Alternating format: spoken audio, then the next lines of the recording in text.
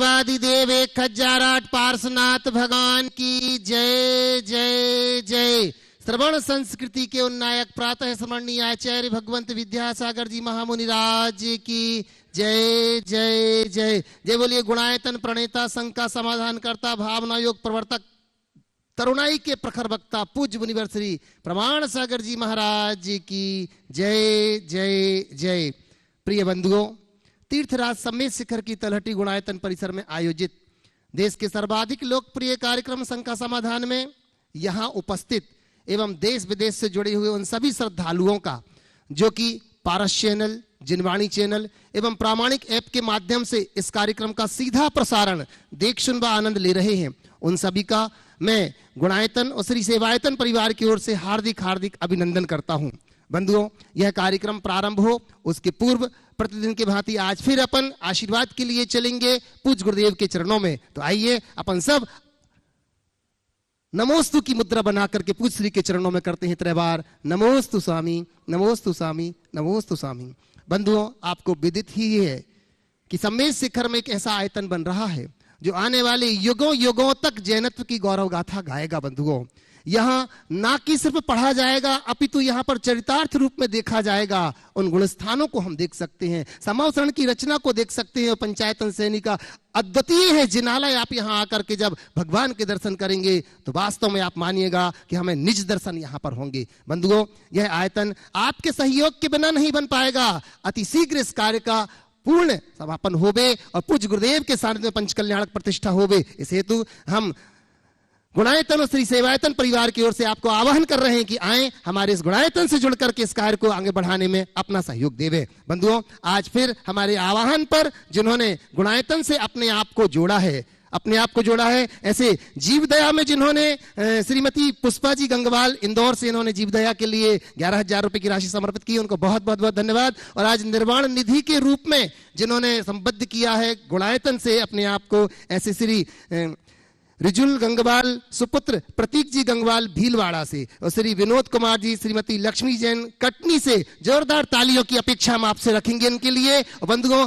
जिन्होंने अपने आप को सूत्रधार के रूप में जोड़ लिया है, ऐसे सूत्रधार से जुड़ने वाले हैं ऐसे श्रीमान श्री नितिन जी जैन, श्रीमती गौरी जैन, सारांश जैन, समीक्षा जैन, जामनगर गुजरात से आप इनको देख रहे हैं स्क्रीन पर। इन्होंने आज अपने आप को गुणायतन से सूत्रधार के रूप में जोड़ा है। जोरदार तालियों के साथ हम उनका अभिनंदन करते हैं। वहीं बंधुओं, श्रीमान अनुज जी जैन, श्रीमती प्रियंका जैन, शौर्य जैन, इवा जैन गाजियाबाद उत्तर प्रदेश से इन्होंने अपने आप को गुणायतन से जोड़ा है। जोरदार तालियां बजा करके हम इनका बहुत बहुत बहुत बहुत अभिनंदन करते हैं। बंधुओं, लगातार लोग गुणायतन से जुड़ते जा रहे हैं और देखना एक दिन वो आएगा जब पूज्य गुरुदेव की परिकल्पना हम सबको यहाँ पर परिलक्षित होती दिखेगी। हम साक्षात यहाँ पर दर्शन करेंगे वह समवसरण की। तो आइए, जिन्होंने शंकाओं की नदी में बह रहे असंख्य भव्य जीवों को समाधान की नौका दी है, आए हम चलते हैं उन्हीं गुरुदेव के चरणों में। सर्वप्रथम ऑनलाइन प्रश्नों के माध्यम से जिन्होंने पूज्य गुरुदेव के चरणों में अपने आप को समर्पित करते हुए यह प्रश्न रखा है,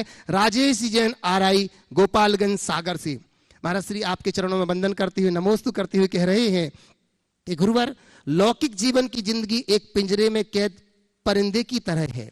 फर्क केवल इतना है कि किसी पक्षी को भाग्य से सोने का पिंजरा, किसी पाल हो चुका है। अच्छा, हाँ, डेट देख लिया कीजिए। लीजिए। और पुनः मैं प्रमोद कुमार जी पापड़ीवाल महावीर नगर दुर्गापुरा जयपुर से नमोस्तु निवेदित करते हुए गुरुदेव आपके चरणों में यह निवेदन कर रहे हैं कि समुद्र में भले ही पानी अपार है, ये भी हो गया है, ये गलतपन आ गया है। हाँ, मेहनत कीजिए। ये बैक डेट का पन्ना है, कैंडिडेट ड्राइवर बदल गया है ना। लीजिए। और फ्रेश निकालिए।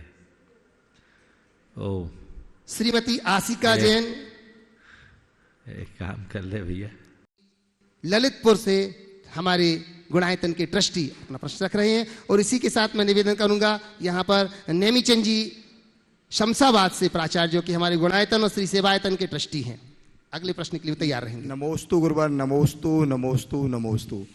गुरुवर, मेरा प्रश्न यह है कि आदि पुराण और उत्तर पुराण में अधिकतर तीर्थंकरों के कश्यप गोत्र का आया है कि अधिकतर तीर्थंकर हमारे कश्यप गोत्र से है। तो अभी जो वर्तमान में 24 गोत्र हैं जैनियों के, तो उसमें काश्यप गोत्र किसमें आता है? देखो, हमारे तीर्थंकरों के जो गोत्र है वो हरिवंश, कुरुवंश, यदुवंश में वर्तमान में विभिन्न जातियां, विभिन्न जातियों में अलग अलग गोत्र हैं। तब इन गोत्रों की संगति देखने में नहीं मिलती, कहीं न कहीं अपभ्रंश हो गया हो तो उससे जोड़ा जा सकता है। पर जैनों में काश्यप गोत्री जैन देखने को नहीं मिलते, काश्यप गोत्री ब्राह्मण जरूर देखने को मिलते हैं। नमोस्तु गुरुवार, नमोस्तु। लीजिएगा प्राचार्य जी नेमीचंद जी शमशाबाद से गुणायतन श्री सेवायतन के ट्रस्टी, और इसी के बाद निवेदन करूंगा डॉक्टर मंजुला जी दिवा कीर्ति ट्रस्टी गुणायतन। हे गुरुवर, मेरे परिवार की ओर से एवं शमशाबाद जैन समाज की ओर से नमोस्तु नमोस्तु नमोस्तु। भगवान, मेरी संगत छोटी सी है। अभिषेक और सांदी धारा के पश्चात जो छत्र और चबर करते हैं, वो मुखपात के अलावा शेष लोग वो मंत्र पढ़ के ऐसा हाथ से छत्र बनाते हैं। इसका समाधान दिया जा चुका है, आगे बढ़िए। लीजिए डॉक्टर मंजुला जी दिवा कीर्ति, ओम। और इसी के बाद निवेदन करूंगा पायल जैन झांसी से। मुनिश्री के चरणों में त्रिवार नमोस्तु नमोस्तु नमोस्तु। महाराज जी, सम्यक दृष्टि जीव की क्या पहचान होती है? क्या सम्यक दृष्टि जीव को भी भय होता है? और हमें नेगेटिव सोच दूर करने के लिए क्या करना चाहिए? देखिए, सम्यक दृष्टि वह है जो तत्व का अटूट श्रद्धानी हो, जिसके हृदय में तत्व के प्रति पक्का सच्चा श्रद्धान हो। जहाँ तक सम्यक दृष्टि और उसके भय का सवाल है, भय तो प्रवृत्ति में जीने वाले हर प्राणी को होता है, लेकिन भय होना और बात है और भयातुरता होना और बात है। सम्यक दृष्टि भय होता है तो उससे सतर्क रहता है, सतर्कता अपनाता है, पर भयातुर नहीं होता। भयातुरता एक बहुत बड़ी दुर्बलता है। जिसे अपनी आत्मा का सम्यक श्रद्धान हो गया, जो प्रगाढ़ आत्मविश्वासी बन गया, उसके हृदय में भयातुरता का कोई सवाल ही नहीं होता। नकारात्मक, जरूरत से ज़्यादा नकारात्मकता, ये एक कषाय का आवेग है। सम्यक दृष्टि के अंदर भी नकारात्मकता होती है, पर उसका अगर प्रबल वेग आ रहा है तो उसके सम्यक्ति में वो बाधक बन सकती है। नमोस्तु महाराज जी। नमोस्तु। पायल जैन झांसी से, और इसी के बाद तैयार रहेंगी माया जैन सिंहपुर सतना से। मेरा नाम है पायल जैन, झांसी से हूँ मैं। आपके चरणों में बारंबार नमन। मेरा प्रश्न है कि जब हम नित्य प्रतिदिन भक्तम्मा जी का पाठ करते हैं तो उसका कोई निश्चित समय होता है, या हम मतलब जैसे कि मेरा खुद का रूटीन जो मैं बता रही हूँ कि अगर मैं ऑफिस जा रही हूँ तो स्कूटी पे लंबा टाइम लगता है, तो मैं मन में पढ़ रही हूँ, तो इससे भक्तम्मा जी का अनादर तो नहीं हो रहा, या कोई निश्चित समय पर ही हमें करना चाहिए? देखिए, जो नित्य के पाठ है उन्हें चित्त से एक जगह बैठकर स्थिरता पूर्वक करने का सही लाभ मिलता है। हालांकि चलते फिरते अगर करते हैं तो उसमें वो दोष नहीं है, पर जो लाभ मिलना चाहिए वो नहीं मिल पाता। इसलिए नित्य पाठ को नियत समय पर नियत स्थान पर ही करें, उसे प्राथमिकता दें।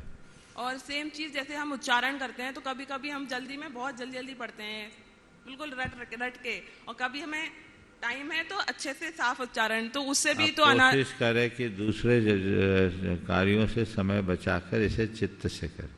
नमोस्तु महाराज जी। माया जी जैन सिंहपुर सतना से, और तैयार रहेंगी श्रीमती कोमल जी जैन महुआ भीलवाड़ा से। नमोस्तु महाराज जी, नमोस्तु महाराज जी, नमोस्तु महाराज जी। महाराज जी, मैं सिंहपुर से हूँ। सतना में मेरी दो बिल्डिंग है। आप सतना हो के आज सवाल करिए। महाराज जी, मेरे कौन सा असाता कर्म का उदय है कि मैं मंदिर में रहती हूँ, धर्म की में रहती हूँ, तो हमको नींद आती है, और घर में मैं पूरी रात नहीं सो पाती, इसलिए मैं कौन सा कर्म का उदय है? मंदिर में रहती हूँ तो नींद आती है, और घर में पूरी रात नहीं सो पाती। बिल्कुल नहीं सो पाती। अब घर में जब नींद नहीं आए तो भगवान को याद करना करते हैं महाराज जी, सब कुछ बचारी सब पढ़ेंगे, कुछ भी सब कुछ करते, पर पता नहीं कौन से असाता कर्म को उदय है। आशीर्वाद है, चिकित्सा कराओ। और महाराज जी, एक प्रश्न थोड़ा छोटा सा। महाराज जी, मैं ऐसे किसी की तबीयत खराब होती तो मैं विधान वगैरह करती हूँ, एक ही भाषा मैं सब कुछ करती हूँ, तो उसमें उनको हमको कोई पुण्य नहीं लगता उसका मतलब। क्यों नहीं, कुछ अंशों में तो लगेगा। सबके लिए करते, अपने लिए तो कुछ नहीं करती। महाराज श्री के चरणों में त्रिबार नमोस्तु कोमल जी बहुआ। और इसी के बाद तैयार रहेंगे नयन जैन रोड़ा ललितपुर से। महाराज श्री, यह संसार अनादि निधन है, क्योंकि अवस्था भी जीव के साथ अनादि से है। इस प्रकार अनादि से को कैसे आदि में परिवर्तित किया जाए? थोड़ा माइक मुंह के पास रखिए, फिर बोलिए। यह संसार अनादि निधन है, क्योंकि अव्यवस्था भी जीव के साथ अनादि से है। इस प्रकार अनादि को कैसे आदि में परिवर्तित किया जाए? अनादि को आदि में परिवर्तित नहीं कर सकता। परंपरा की अपेक्षा से अनादि है, अनादि ही रहेगा, लेकिन पर्टिकुलर एक पॉइंट की अपेक्षा से हम उसको आदि बोलते हैं। जैसे हमारा जन्म तो अनादि है, लेकिन इस जन्म को हम देखेंगे तो वो आदि। आगे नयन जैन ललितपुर से प्रामाणिक ग्रुप की ओर से। और इसी के बाद निवेदन करूंगा मैं श्री डॉक्टर कलाजी कासलीवाल जयपुर से। नमोस्तु महाराज जी। महाराज जी, क्या कभी मुनिराज भी अभिषेक कर सकते हैं क्या? भगवान का लेते हैं तो महाराज जी। देखो, गंधोदक लेना अलग बात है, अभिषेक करना अलग बात है। मुनि महाराज का काम अभिषेक करना नहीं है। महाराज जी, अभिषेक करने की क्रिया मुनियों की क्रिया नहीं है, गृहस्थों की क्रिया। समझिए। चलिए, निवेदन कर रहा हूं डॉक्टर कलाजी कासलीवाल जो कि जयपुर से हैं, हमारे वैद्य जी सुशील जी की जो बिटिया हैं। अपना प्रश्न जोरदार तालियों के साथ पहले एक बार इनका हम अभिनंदन करते हैं, अनेक व्रतियों की सेवा में जिन्होंने अपना समय दिया है बंधुओं। और सुशील जी वैद्य को कौन नहीं जानता, पूज्य मुनिश्री हमेशा जिनके लिए कहते हैं ये सुशील जी नहीं, ये वास्तव में सुसैन वैद्य है, ये उनकी बिटिया है। अपना प्रश्न रखें, स्वयं भी डॉक्टर है। और इसके बाद मैं निवेदन करूंगा कीर्ति मनाल जी हमारे बीच में यहाँ पर उपस्थित हैं दिल्ली से। महाराज जी नमोस्तु नमोस्तु नमोस्तु। मेरा प्रश्न है, आज इस सुख सुविधा के जीवन में हम लोग दिन भर एसी के कमरों में, बंद कमरों में बैठते हैं, और ये मैं भी जानती हूँ कि जो प्रश्न मैं आपसे कर रही हूँ कि वह कहाँ तक स्वास्थ्य की दृष्टि से सही है या गलत है। मगर आपसे मैं पूछना चाहती हूँ कि जितने आज हमारे जो भी भवन निर्माण हो रहे हैं उसमें कहीं वेंटिलेशन नहीं है, जबकि पुराने मकानों में छत भी ऊपर हुआ करती थी, वेंटिलेशन हुआ करते थे, जिससे ऑक्सीजन लेवल पूरा अच्छे से मिले। आज जितने भी भवनों का निर्माण हो रहा है उसमें सब में वेंटिलेशन भी नहीं होते, पूरे कमरे बंद होते हैं और दिन भर हम एसी में रहते हैं, और हम चाहते हैं कि हम स्वस्थ रहें। तो उस स्वास्थ्य को पाने के लिए हम कितने सीमा तक उसका उपयोग करें जिससे हम स्वस्थ रह सकें, और ये क्या सही है हमारे स्वास्थ्य के लिए बंद कमरों में रहना? आपकी चिंता बिल्कुल सही। बंद कमरों में रहने के परिणाम स्वरूप बहुत सारी चीजें बंद हो गई। हमारी जो पुरानी जीवन शैली थी वो हमारी प्रकृति के अनुकूल थी। वर्तमान में लोगों का जीवन स्तर बदला, जमीनें भी बहुत महंगी हो गई और मकानों का स्वरूप भी बदल गया। अब मकान आजकल के ऐसे बनते हैं जो या तो उबल जाते या एकदम ठंडे हो जाते हैं, इसलिए प्रायः लोग एयर कंडीशंस का उपयोग करने लगे। लेकिन खुले हवादार कमरे में रहना चाहिए। आजकल एक नया कंसेप्ट चालू हुआ है, लोग इस पर भी विचार कर रहे हैं, वो है वैदिक काल के घरों के निर्माण का, और उसमें वैदिक ईंट का भी निर्माण होने लगा, जिसमें मिट्टी और गोबर मिलाकर ईंट बनाई जाती है। वो ईंट जो पानी से गलती नहीं है और उसे पकाया भी नहीं जाता, और ऐसा कहा जाता है वो 4 से 7 डिग्री सेल्सियस तक टेम्परेचर को मेंटेन करे। हमें इस तरह के निर्माण को प्रमुखता देनी चाहिए, पर आज की टेक्नोलॉजी के कारण लोग उसका ध्यान नहीं दे पा रहे, इसलिए अनेक बीमारियों को भुगत भी रहे हैं। हमें ऐसे एक चिकित्सक ने बताया कि 24 घंटे एसी में रहने के कारण पार्किंसन की बीमारी भी दिनों दिन बढ़ रही, अन्य चीज़ें भी बढ़ रही हैं, इसलिए इससे बचना चाहिए। घर पर्याप्त हवा और प्रकाश से युक्त होना चाहिए। नमस्ते। और इसी के साथ कीर्ति मणाल जी दिल्ली से। नमोस्तु भगवान। गुरुदेव, हमारी पीढ़ी और जो नई पीढ़ी है उनकी सोच में डिफरेंस है। हमारी पीढ़ी और नई पीढ़ी की सोच में डिफरेंस है। तो जब हम अभिभावक नई पीढ़ी के लिए जीवन साथी चुनने का निर्णय करते हैं तो हमारी कोशिश ये रहती है कि हम किसी ऐसे व्यक्ति का चयन करें जो हमारी और उसकी भी उम्मीदों पे खरा उतरे। पर आजकल ये पॉसिबल नहीं है, बहुत मुश्किल हो गया है। तो गुरुदेव, तो हम अभिभावक किस बात का ध्यान रखें इसमें कि नई पीढ़ी का जब हम जीवन साथी का चयन करें तो किन बातों का ध्यान रखें? ये बड़ा कठिन सवाल, क्योंकि आज के समय में जीवन साथी के लिए बच्चे पूर्णतः अपनी स्वतंत्रता चाहते हैं। प्रायः बच्चे ही चुनाव करते हैं, माँ बाप का तो केवल ठप्पा लगता है। मैंने ऐसे कई अनुभव देखे हैं, एक से एक संबंध आए, बच्चों की असहमति के कारण माँ बाप चुपचाप, जो भी बच्चे जो भी संबंध आते हैं माँ बाप बच्चे की पहले सहमति देते हैं और उनकी सहमति पर अपना ठप्पा लगाते हैं। और एक सोच में बदलाव भी आया है कि आज बच्चों की चॉइस को प्रायोरिटी देना चाहिए। लेकिन प्रायः ऐसा देखने में आता है कि ऐसी चॉइस का निर्वाह बहुत कठिन हो रहा है। पहले तो ऐसे संबंध होते थे कि बच्चे देखते भी नहीं थे और संबंध अच्छे हो गए और निभ रहे हैं, आज भी निभ रहे हैं। और आजकल खुद की चॉइस से संबंध करते हैं और थोड़े ही दिन में खींचातानी चालू हो जाती है। इसलिए मैं बच्चों से कहूँगा, अपनी अपेक्षा माँ बाप के अनुभवों को वरीयता दें और माँ बाप को चाहिए कि बच्चों की भावनाओं, उनकी सोच, उनकी पसंद को ध्यान में रखते हुए उसके लायक जीवन साथी चुने, जिससे दोनों पीढ़ियों के मध्य सामंजस्य बना रह सके। मृणाल। नमस्ते गुरुदेव। गुरुदेव, जब भी हम प्रोफेशनली कोई नया काम चालू करते हैं या कोई नई कंपनी चालू करते हैं, कोई सपना देखते हैं एक बड़ी कंपनी खड़ा करने का, तो हमें एक व्यक्ति ऐसा चाहिए होता है जो हमारे सपने में बिलीव करे और हमारे लिए स्तंभ बन के खड़ा रहे। और आज के ज़माने में ऐसा व्यक्ति ढूंढना पैसे देकर भी बहुत मुश्किल हो गया है। तो गुरुदेव, आप अपने उदाहरण से समझाइए, जब आपने गुणायतन जैसा इतना बड़ा सपना देखा था तो कैसे आपने उस एक या एक ऐसी टीम को खड़ा करा जिससे आज गुणायतन इस स्तर पर है? देखिए, एक बात बिल्कुल सही है, किसी भी कार्य को करने के लिए कोई प्रेरणा जरूरी है।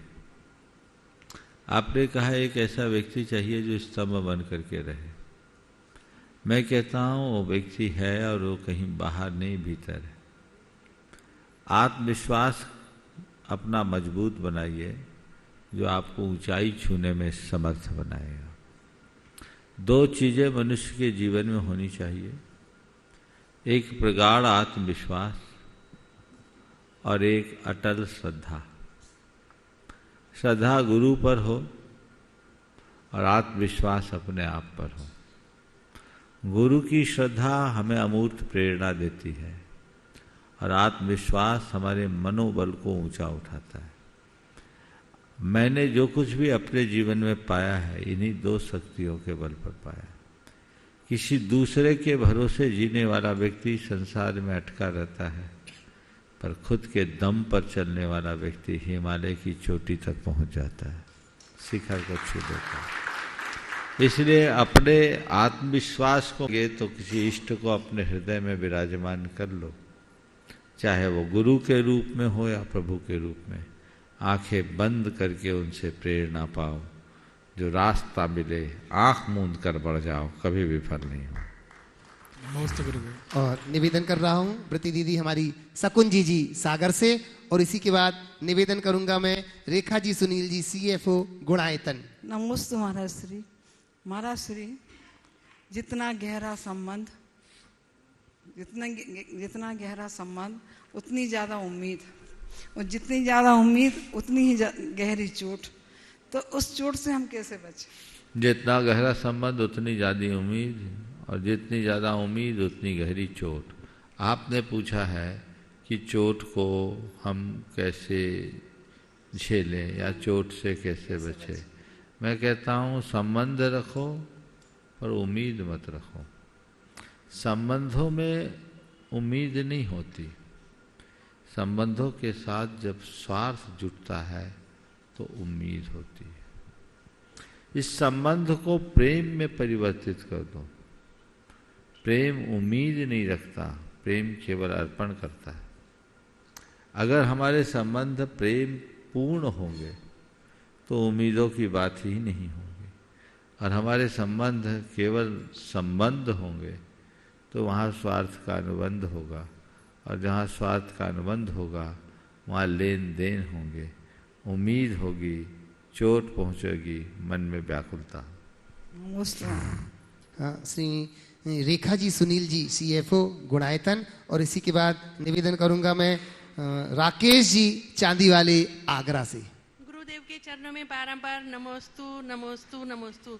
महाराज श्री, जीवन में कार्य करते हुए, घर का कार्य करते हुए हमारे जीवन में जब हमारी काम वाली आ जाती है तो हम खुश हो जाते हैं, काम वाली बाई, और जब वो नहीं आती तो हम दुखी हो जाते हैं, और उसके कार्य के बल पर हम अपने बच्चों को पढ़ाने में, मंदिर जाने में सक्षम हो जाते हैं। तो महाराज श्री, मेरा प्रश्न ये है कि हमें उसे मालिक और नौकर का भेदभाव करना चाहिए या अपनी छोटी बहन बेटी जैसा व्यवहार करना चाहिए? इसका एहसास तो उनसे पूछो जिनके यहाँ जो अभी तक इन पर डिपेंड रहे, और वो न रहे तो क्या हाल होता है। खासकर लॉकडाउन के दिनों में समझ में आ गया कि उनकी अहमियत क्या है ना। जब सब काम हाथ से करना पड़ा तो पसीने आने लगे, सबको पसीने छूटे रहे। इसलिए कभी किसी को कमतर नहीं आंकना चाहिए। परस्परोपग्रहो जीवानाम की उक्ति को चरितार्थ करना चाहिए, तदनुरूप अपना जीवन व्यवहार बढ़ाना चाहिए। नमस्ते, नमस्ते। राकेश जी चांदी वाले आगरा से, और इसी के बाद निवेदन करूं, और इसी के बाद निवेदन करूंगा मैं सुनील जी चौधरी। नमोस्तु भगवान। कुछ समय पहले मैंने प्रश्न किया था ऑनलाइन कि स्वाध्याय के बारे में, उसी में आज मैं दोबारा पूछना चाहता हूं कि बिना स्वपर के विवेक के कैसे सम्यक दर्शन की प्राप्ति होगी, और वो कर्म फिलॉसफी को न जाने बगैर कैसे हम आगे बढ़ सकते हैं। ज़्यादातर लोग स्वाध्याय करते हैं तो वर्तमान योग पढ़ लेते हैं, लेकिन कर्म को नहीं पढ़े बगैर कैसे आदमी का कल्याण होगा? बहुत अच्छा सवाल किया। दरअसल स्वाध्याय का मतलब किताब पढ़ना नहीं, स्वाध्याय का मतलब है ज्ञान पाना, और ज्ञान शब्द ज्ञान ज्ञान नहीं है, विवेक ज्ञान ही ज्ञान है। अगर हम अपने अंदर की विवेक बुद्धि को जागृत करते हैं तो ही ज्ञान सार्थक होता है। इसलिए हमारे अंदर की विवेक बुद्धि को जागृत करने में स्वाध्याय मददगार बनता है। इसलिए स्वाध्याय करने की प्रेरणा दी जाती है। हम खूब खूब स्वाध्याय करें, पर केवल पढ़ने और रटने का नाम स्वाध्याय न माने। स्वाध्याय का मतलब है स्वयं का अध्ययन, जो हमने पढ़ा है उसका अंतर विश्लेषण करे, समीक्षा करे, सपर का विवेक जागृत करे, सपर का भेद विज्ञान करे। वस्तुतः आत्मज्ञानम परम ज्ञानम ज्ञानात् अन्यत् करोति किम। आत्मज्ञान ही वास्तविक ज्ञान है, बाकी तो सब शब्द ज्ञान है। इसलिए जो लोग भी स्वाध्याय करते हैं अपने हृदय में विवेक की वह ज्योति प्रकट करे, जिससे जीवन का पथ प्रशस्त हो सके। इसी में आगे एक चीज और ये है कि स्वाध्याय का फल संलेखना हो सकता है। स्वाध्याय का फल संलेखना हो सकता है। अंतिम समय में जब आदमी सोच नहीं पाता, थोड़ा सुप्त होता है, तो जो उसने पढ़ा है, लिखा है, याद किया है, वो उसको सब याद आएगा नहीं आएगा। देखिए, स्वाध्याय अगर व्यक्ति विनय पूर्वक करता है, लगनशील हो, तो स्वाध्याय के परिणाम स्वरूप उसको उसका फल मिल सकता है। लेकिन केवल अटंत विद्या है, दूसरों को रिझाने के लिए ज्ञान पाया है, तो हो सकता भूल जाए। लेकिन खुद को रमाने के लिए स्वाध्याय किया है तो उसके लिए प्राण तत्व होगा। उसके लिए प्राण तत्व का खुद को रमाओ, अपने जीवन उतरो। एक प्रश्न और करूं मैं? पूछ सकते हैं। बहुत साधारण सा प्रश्न है, लोग हो सकता है मजाक करेंगे मेरी इस बात का। मेरा कहना है पुरुष प्रधानता इस देश में, लोग घर में एक गिलास पानी भी नहीं लेते हैं अपने हाथ से, तो क्या पुरुषों का ऐसा करना अच्छा नहीं है? केवल महिलाएं इन कामों को करेंगी। अगर कोई आदमी अपने घर का काम करता है तो लोग बड़ा बुरा मानते हैं, उसको कहते हैं तुम तो हे हो, तुम घर का काम करते हो, तुम्हारे लिए ये करने योग्य नहीं है। थोड़े दिन रुको, सिस्टम बदला जा रहा है, बर्तन मांजना पड़ेगा। चौधरी सुनील जी, श्रीमती अनीता जी पटेरा कुंडलपुर से, और इसी के बाद निवेदन करूंगा शुभ्रा जैन, शैली जैन दमोह से। हेलो, हे गुरुवार आचार्य श्री विद्यासागर जी महाराज की तपोस्थली कुंडलपुर पटेरा से मैं व मेरे परिवार की ओर से त्रिवार नमोस्तु प्रभु, नमोस्तु नमोस्तु। हे गुरुवार, हमें प्राप्त ही पर्याप्त है कि चाह रखकर जीवन यापन करना चाहिए या हमें भी बड़े बड़े सपने देख उन्हें साकार करने की आकांक्षा रखनी चाहिए? कृपया मार्गदर्शन दें। प्राप्त को पर्याप्त मानकर जीवन यापन करना चाहिए, पर इसका अर्थ ये नहीं है कि सपने देखना नहीं चाहिए। सपने देखिए, सपने को साकार करने का प्रयत्न भी कीजिए, पर सपना में जिए मत, सच में जीने के अभ्यासी बनिए। समझ गए? जो सच में जीता है वो अपने सपने को साकार कर लेता है, और जो सपने में जीता है वो सोता ही रह जाता है। शुभ्रा शैली जी दमोह से, और इसी के बाद तैयार रहेंगे अनिमेश जैन गोमिया से। हमारे पूरे परिवार की ओर से नमोस्तु गुरुदेव, नमोस्तु नमोस्तु। गुरुदेव, हमारी जो माता पिता की पीढ़ी है उन्होंने जो बदलाव देखे हैं, मुझे लगता है मेरी समझ में उनसे ज़्यादा बदलाव किसी ने नहीं देखा, क्योंकि उन्होंने पुराने रिश्तों को भी संजोया और नए रिश्तों में लचीलेपन को भी जगह दी। उन्होंने बिना बिजली के भी रहना सीखा और उन्होंने हर नई तकनीक को भी अपनाया, और मैं समझा उतना हम उन्हें नहीं समझ पाए, और हम ये कहते हैं कि वो हमें समझते नहीं हैं, जबकि उन्होंने हर कोशिश की हम में ढलने की। पर हम क्यों नहीं ऐसा कर पा रहे हैं कि हम उन्हें समझ पाएं, उनकी पीढ़ी के आधे तक हम पहुँचें और वो हमारे आधे तक आ पाएँ? नमस्ते गुरुदेव। बहुत अच्छा सवाल है, और तुम्हारे सवाल का उत्तर मैं दूसरे तरीके से देना चाहूँगा। एक कहावत है, सावन के अंधे को सब हरा हरा दिखता है। आज की पीढ़ी ने अतीत का संघर्ष नहीं देखा, उसे सब कुछ सजा सजाया मिला है। वर्तमान में टेक्नोलॉजी का युग है और लोग प्रगति की ओर बढ़ रहे हैं, देश भी समृद्धि की ओर बढ़ रहा है, संसाधनों की भी वृद्धि हुई। तो इस पीढ़ी ने यहाँ तक पहुँचने के पीछे जिस कठिनाई, चुनौती और संघर्ष का सामना किया उसका एहसास नहीं। हमारे पुरानी पीढ़ी ने ये किया और उनने बच्चों को भी ख्याल में रख कर को आगे बढ़ने की कोशिश प्रयास किया कराया। वो हमें आगे बढ़ाने में लगे और अपना बहुत कुछ बदले। लेकिन ये जो तुम्हारा कहना है कि हम उन्हें समझ नहीं पाए और उनसे हम कहते हैं कि आप कुछ समझते नहीं, ये आज की शिक्षा का भी फल है।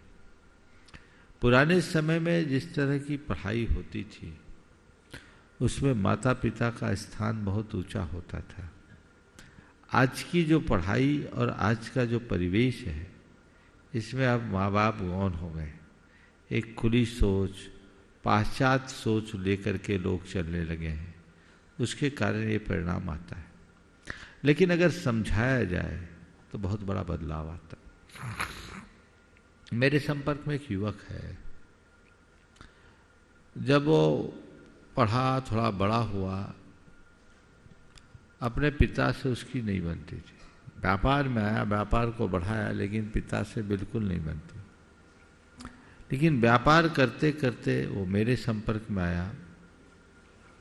हमने उदयपुर में एक एक्ट प्रोग्राम किया था, उसमें 3 दिन की अंतर यात्रा कराई। अंतर यात्रा में मैं 3 दिन अंतर यात्रा कराता हूँ और उसमें माता पिता के प्रति कृतज्ञता की बात भी सिखाता हूँ। उसे उस कृतज्ञता का बोध हुआ और आज वो कहता है, वो क्या उसके माँ बाप कहते हैं, हमारे बच्चे में जादू हो गया, पहले जितनी उपेक्षा करता था आज उतना ही आदर करता है। उसे इस चीज़ का एहसास हो गया कि मेरी सारी उपलब्धियों के पीछे हमारे माता पिता का बहुत बड़ा योगदान है। आज की पीढ़ी में इसकी कमी है। पीढ़ी की सोच के अंतर को नहीं रोका जा सकता, लेकिन सोच के टकराव को टाला जा सकता है। हमें सोच के टकराव को टालने का प्रयास करना चाहिए और सोच के टकराव को टालने के लिए माँ बाप को बच्चों की क्षमताओं भावनाओं का ख्याल रखना चाहिए और बच्चों को माँ बाप के प्रति कृतज्ञता का भाव रखना चाहिए। यदि ऐसा रखा जाए तो दुविधाएं दूर होगी। गुरुजी, एक प्रश्न इससे जुड़ा हुआ एक और है कि जैसे जब भी कोई मनुष्य जन्मता है तो उसके पारिवारिक और सामाजिक उपकार जो माँ बाप करते हैं, जैसा आप हमेशा कहते हैं कि माता पिता से जो आपको मिलता है वो उनका उपकार है, आपका अधिकार नहीं है, उसी तरह जो हम पर धार्मिक उपकार हमारे माँ बाप करते हैं, जैसे मैं यूँ कहती हूँ कि तेरे दर पे झुकी हूँ, ये उनकी ही तालीम है, वरना ए खुदा तेरे सजदे में मेरा सर नहीं होता। तो ये जो धार्मिक उपकार है उसको हम मलिन ना करें तो हमें क्या करना चाहिए, ये तो आप बताते हैं, क्या नहीं करना है, किन विशेष बातों का हमें ध्यान रखना है कि उनका ये धार्मिक उपकार हमारे द्वारा चुकाया तो नहीं जा सकता पर उसे हम मलिन ना करें। बहुत अच्छी बात कही है। इसे दूसरे शब्द में कहूँ तो ये कह सकते हैं हम अपने धार्मिक संस्कारों को सुरक्षित कैसे रखें, अपने जीवन की एक मर्यादा बनाएं।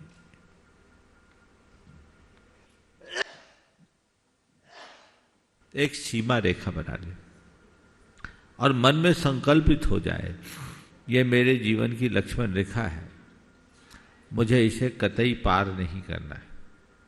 यदि ऐसा संकल्प हमारे मन में प्रबल हो जाए तो हम अपने आप को बहुत कुछ बचा सकते हैं। फिर साथ ही साथ अपने जाति के गौरव को, अपने धर्म के गौरव को और अपने कुल के गौरव को याद रखोगे तो कभी भी ऐसा आचरण नहीं करोगे जिससे किसी को शर्मिंदा होना पड़े। अनिमेश जी गोमिया से और उसी की बात तैयार रहेंगे रश्मि जैन ललितपुर से, ट्रस्टी गुणायतन। नमोस्तु महाराज श्री। महाराज श्री, मैंने ऐसा देखा है कि जब भी आपकी कोई प्रशंसा करता है या कुछ भी आपके बारे में बोलता है तो आपके एक्सप्रेशन एकदम नॉर्मल रहते हैं। महाराज श्री, जब आपकी कोई प्रशंसा करता है तो उस समय आपके माइंड में क्या चल रहा रहता है? मैं देखता हूँ ये जो बोल रहा हूँ सही बोल रहा है कि गलत, समझ बोल रहा रहता है। हाँ, अगर गलत बोलता है तो मेरी आंखें झुक जाती है और सही बोलता है तो मैं और अंदर रखता हूँ कि मुझे ऐसा बने रहना है, खंडित नहीं होने देना। महाराज श्री, तो आपके चेहरे में स्माइल क्यों नहीं आती है? जैसे हमारा कोई अगर तारीफ करता है या कुछ भी बोलता है हमारे बारे में अच्छा, तो हम तो एकदम स्माइल करने लग जाते हैं। हम तो ऐसे ही स्माइल में रहते हैं। चलो चलिए, नमोस्तु महाराज। रश्मि जैन ललितपुर से, ट्रस्टी गुणायतन, और इसी की बात तैयार रहेंगे अनूप जैन ललितपुर से। मैं और मेरे परिवार की ओर के गुरुवर के चरणों में त्रिवार नमोस्तु नमोस्तु नमोस्तु। महाराज श्री, जब हम शिखर जी में वंदना करते हैं तो पैदल चलने से तो हमें पुण्य का वो होता है, और डोली से करते हैं तो क्या हमें पुण्य लगेगा या नहीं? क्योंकि डोली वालों को देख के तो हमें बहुत दुख होता है। जहाँ तक बने अपने बल पर वंदना करनी चाहिए, और इसलिए मैं सभी से कहता हूँ डोली में बैठने की उम्र आने के पहले ही पैदल वंदना कर लो, इतनी वंदना कर लो कि फिर डोली में बैठने की नौबत ही ना आए, और अपनी लाइफ स्टाइल ऐसी बनाए। लेकिन वंदना न करने की अपेक्षा डोली से वंदना करना बुरा नहीं। नमोस्तु महाराज जी। अनूप जी जैन ललितपुर से, और तैयार रहेंगे ऋषभ बोले कर्नाटक से। गुरुदेव के चरणों में तैवार नमोस्तु नमोस्तु नमोस्तु गुरुदेव। गुरुदेव, हमने कहीं पढ़ा है कि श्री कृष्ण जी कहते हैं कि तू करता वह है जो तू चाहता है। फिर से बोलो। हाँ, गुरुदेव, श्री कृष्ण जी कहते हैं कि तू करता वह है जो तू चाहता है, करता वह है जो तू चाहता है। हाँ हाँ। और लेकिन होता वह है जो मैं चाहता हूँ, इसीलिए तू वह कर जो मैं चाहता हूँ। अंत में वही होगा जो पहचाने कि भगवान हमसे क्या करवाना चाहता है, ताकि हम उसी मार्ग पर चलें, ताकि वह जो हम चाहते हैं वही हो। देखिए, जो वाक्य है जिस संदर्भ में कहा गया है, दार्शनिक दृष्टि से इसे थोड़ा अलग रखते हुए मैं पहले इसी वाक्य की व्याख्या करता हूँ। श्री कृष्ण कहते हैं कि तू करता वही है जो तू चाहता है, और होता वही है जो मैं चाहता हूँ, इसलिए तू वही कर जो मैं चाहता हूँ, है ना? और वही होगा वही जो तू चाहता है। ये जो एक वाक्य है, इस वाक्य का अगर हम प्रयोग आध्यात्मिक अर्थ में करें तो अपने अहंकार की मुक्ति का ये आधार बन सकता है। इससे हम अपनी इच्छा का विसर्जन कर सकते हैं। भगवान क्या चाहता है मुझे पता नहीं, लेकिन जो हो रहा है उसे मैं चाहने लगूं और उसे प्रभु इच्छा मान लूं तो सब हो जाएगा। एक व्यक्ति बहुत परेशान था और वेदांती थे, मेरे पास आए। उन्होंने मुझसे कहा कि महाराज बड़ी बड़ी विपत्तियां आ रही है, मैं क्या करूं? तो मैंने सोचा अब इन्हें क्या समझाऊं, जैन कर्म सिद्धांत तो ये जानेगा नहीं। मैंने कहा देख भाई, प्रभु इच्छा मानकर सब स्वीकार ले। आकुलता से बचने का तो यही उपाय। उस व्यक्ति को बात जम गई। 15 रोज बाद हुआ है, बोला महाराज जी आपने तो जादू कर दिया। मैंने कहा कौन सा जादू है, मैं कोई जादू वादू तो जानता नहीं। बोला आपके इस एक वाक्य ने मेरे चिंतन की दिशा बदल दी। अब मेरे सामने कुछ भी घटता है उल्टा सीधा तो मैं ही मानता हूं, चलो यही भगवान की इच्छा है। मन को स्वीकार लिया। अब रहा अगर हम इसे दार्शनिक दृष्टि से और जैन धर्म के संदर्भ में इस पर विचार करें तो जैन दर्शन कहता है भगवान करता है पर वो कोई बाहर का भगवान नहीं, तेरे भीतर का भगवान करता है। तुझसे पृथक कोई ऐसा भगवान नहीं जो तेरा करता हो, जो तेरा नियंता हो, जो तुझे पुरस्कृत या दंडित करता हो, जिसके सहारे तेरा संपोषण या संहार होता हो, जो तेरे उत्थान पतन का कारण हो। तेरे उत्थान पतन का जिम्मेवार तू है, क्योंकि तेरा प्रभु खुद तू है। तो तेरे भीतर का जो प्रभु चाहता है वही होता है। बाहर के जो संयोग है वो संयोग है। इसलिए जीवन को सदाबहार प्रसन्न रखना चाहते हो तो एक बात को आत्मसात कर लो कि मैं जो चाहूं वो मेरे हाथ में नहीं है। जो मैं चाहूं वह हो ये मेरे हाथ में नहीं। जो मैं चाहूं वह हो ये मेरे हाथ में नहीं है, पर जो हो रहा है उसे मैं चाहूं ये मेरे हाथ में है। तो होता स्वयं जगत परिणाम, मैं जग का करता क्या काम की उक्ति को चरितार्थ करो। जो रहा हो जाने दो, उसे सहज रूप से स्वीकार करने की आदत डाल लो, जीवन में आनंद ही आनंद होगा। नमोस्तु गुरुदेव, नमोस्तु गुरुदेव। ऋषभ जी बोले कर्नाटक से, और इसी के बाद मैं निवेदन करूंगा एनएल जैन साहब जयपुर से, कोषाध्यक्ष गुणायतन।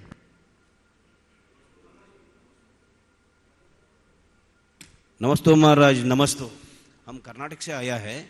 हमारे सब लोग हमारी तरफ जैन कृषि काम करता है, वो कृषि काम से पाप होता है नहीं होता है? देखो, कृषि कर्म को आर्य कर्म की श्रेणी में रखा गया है। समझ रहे हो मेरी हिंदी? आर्य कर्म।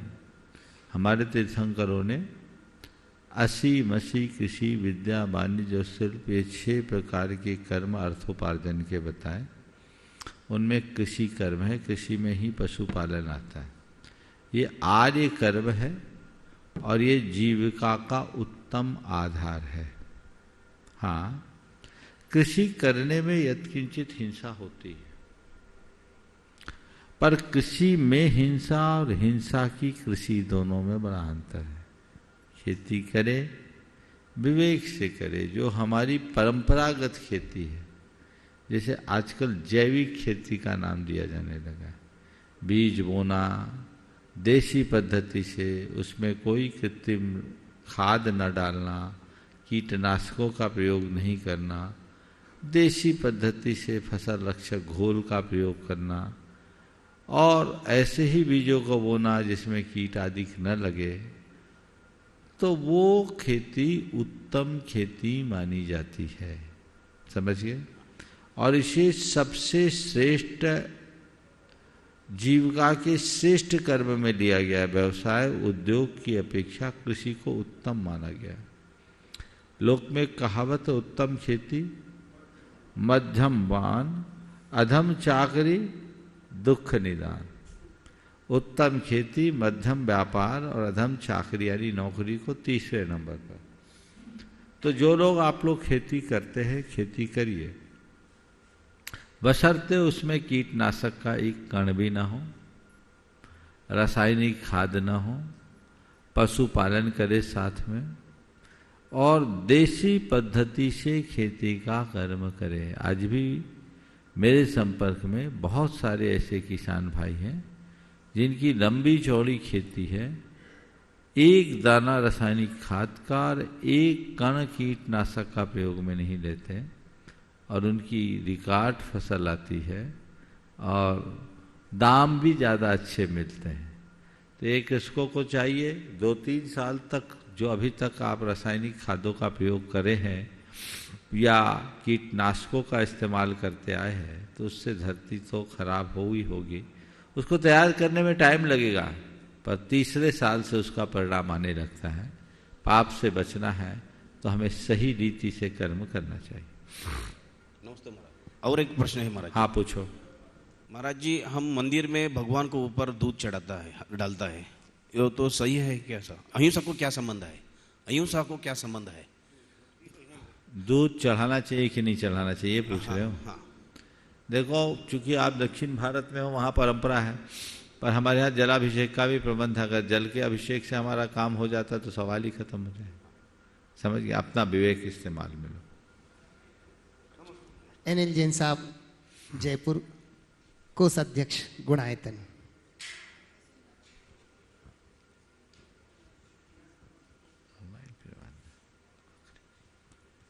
परम पूज्यवर, सादर नमन, वंदन।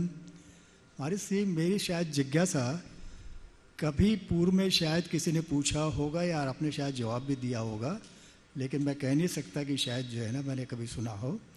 मेरी जिज्ञासा यह है कि व्यक्ति प्रभु को अपनी बुद्धि के आधार पर पा सकता है या अनुभव कर सकता है, या अध्यात्म के पथ पर जाकर के मालूम कर सकता है? देखो, प्रभु को पाने का सवाल है तो बुद्धि के बल पर प्रभु को पा नहीं सकते, प्रभुता भले पाले। अनुभव करने वाले जी, मेरे शब्दों को सुनिए। बुद्धि के बल पर प्रभु को नहीं पाया जा सकता, प्रभुता भले पाले यानी अभिमान से भले भर जाए।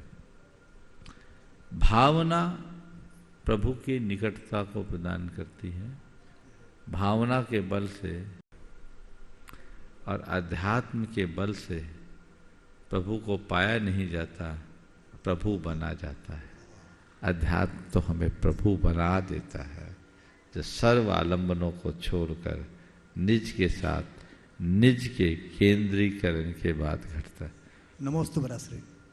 महाराज श्री, ऐसे बहुत सारे लोग हैं जो साक्षात आपके पास नहीं आ पा रहे हैं, हमेशा आपके पास नहीं रह सकते, फिर भी उनकी जिज्ञासा होती है। पूछे। तो उनकी जिज्ञासाओं का समाधान करने का क्या उपाय है? तो उपाय यही है कि प्रामाणिक ऐप में अपनी जिज्ञासाओं को भेजें, जो यहाँ पर पूज्य गुरुदेव के चरणों में आपके नाम की ओर से यहाँ पर रखी जाएंगी। तो नितिन जैन जी बिनौली बागपत से महाराज श्री आपके चरणों में वंदन करते हुए निवेदन कर रहे हैं और पूछ रहे हैं कि महाराज श्री, किसी ने खूब कहा है कि जिंदगी में कुछ ऐसे दोस्त जरूर बनाओ जो दिल की बात को ऐसे समझे जैसे मेडिकल स्टोर वाले डॉक्टर की हैंड राइटिंग को हो समझते गए हैं। भाई, ये पुरानी पर्ची उठा लाए हो आप। चलो यहाँ ही प्रत्यक्ष से किसी को पूछना पूछो। आज भैया जी थोड़े ज्यादा व्यस्त थे, होमवर्क नहीं हो पाया। चलिए दूसरा कोई आप लोगों को क्वेश्चन दो, वहां माइक दो। लीजिए, मैं निवेदन कर रहा हूं अगले प्रश्न के रूप में हमारे गुणायतन मंत्री उसके बाद लता जी गंगवाल। उसके बाद उसके पहले पूछ रहे हैं। हाँ बोलिए, अपना नाम बोलिए। नमोस्तु महाराज श्री, मेरे पूरे परिवार की ओर से त्रिवार नमोस्तु महाराज श्री। मैं रिया जैन जबलपुर से। महाराज श्री, मेरे ऐसे कौन से पुण्य का उदय था जब आपका गोटेगांव में चातुर्मास हुआ था? मैंने आपको आहार दान दिया था, तो आपने आलू का त्याग करवाया था।